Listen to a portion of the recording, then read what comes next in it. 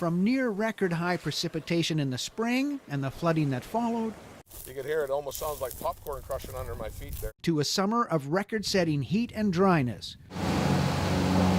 2017 has been a year of weather extremes in the Okanagan, and with climate change, those polar extremes are likely to become more frequent and intense. That's what I've seen this year more than anything is extremes. Shaun Reimer manages water flows at the Okanagan Lake Dam for the provincial government. This spring, those extremes making the job especially challenging. What we're seeing now as things warm up a little bit is a snow melt mixed with rainfall events. And it's bumping up the stream flow levels. And it had a lot to do with what happened this year. Again, the water always ends up in the lake.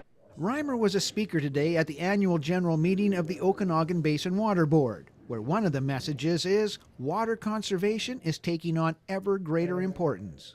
That is the case, and certainly our industry is looking at all sorts of drip irrigation and ways of using computers to estimate where and or indicate where you have to get the water at certain times. Also presenting at today's meeting, a director with an institute that promotes transitioning to clean energy sources to reduce greenhouse gas global warming.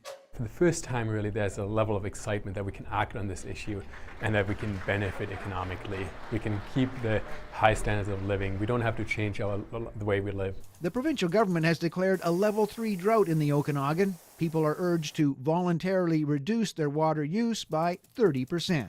It's not that climate change is coming, that we are in the midst of it. Blaine Gaffney, Global News.